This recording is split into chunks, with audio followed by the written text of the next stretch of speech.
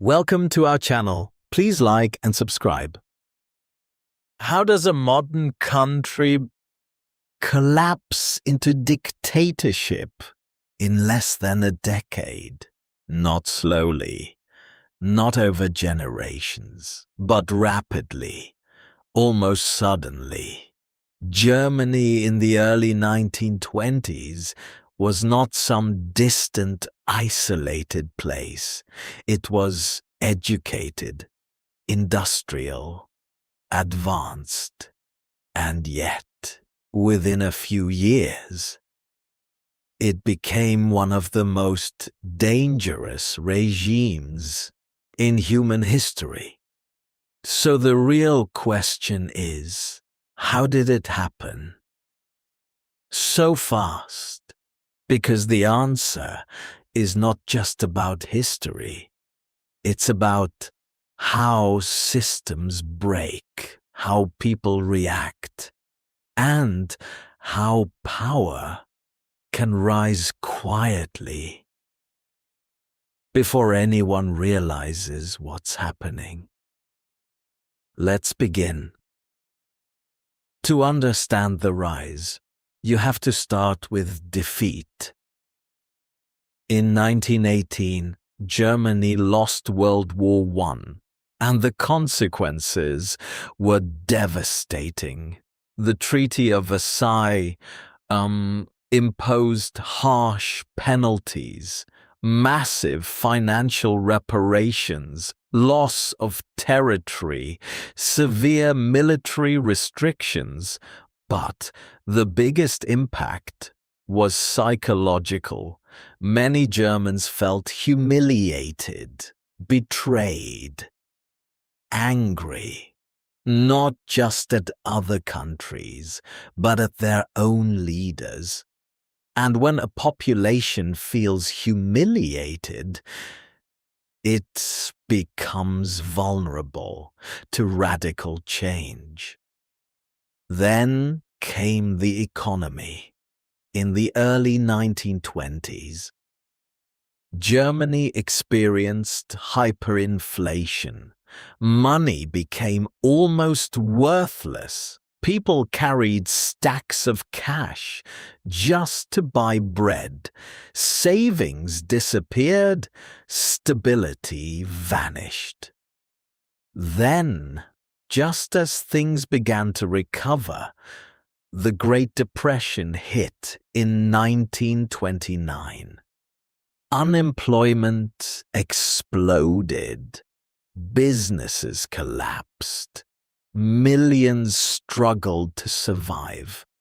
And when people are desperate, they don't just want solutions, they want immediate answers.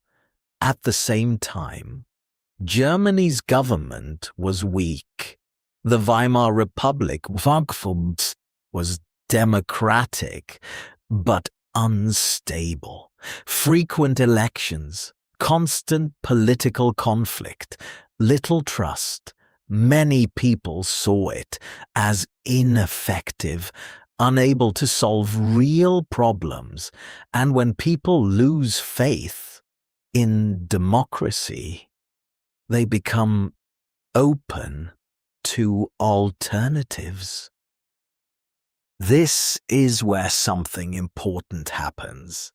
In times of crisis, simple messages become powerful, not complex explanations, not nuanced solutions, but clear, emotional, direct messages that promise strength, order, restoration. And that's exactly what Adolf Hitler and the Nazi Party offered. Hitler didn't rise to power by accident. He was a powerful speaker, charismatic, persuasive. He spoke to frustration, to anger, to fear. He promised to restore Germany's pride, fix the economy, create unity. And for many people, those promises were enough. One of the key moments was the Reichstag fire in 1933. A government building burned, and it was used as justification to expand power. Emergency measures were introduced, rights were suspended, opposition was weakened, and step by step, control increased, not all at once, but gradually. Once in power, the Nazi regime moved quickly. Political opponents were removed, media was controlled, institutions were reshaped, and within a short time, what had been a democracy became a dictatorship. Many people didn't fully realize what was happening until it was already too late. So why did it feel so fast? Because the foundation was already there. Economic crisis, political instability, public frustration. When those conditions exist, change can accelerate rapidly. And when strong messaging meets desperate people, momentum builds. The rise of Nazi Germany was not just about one person, it was about conditions, decisions, and reactions. It shows how quickly systems can shift when pressure builds, and how important it is to understand those shifts before they become irreversible. History often feels distant, like something separate from today. But moments like this remind us, change doesn't always happen slowly. Sometimes it happens all at once, and sometimes it feels sudden, only because we didn't notice the steps leading up to it.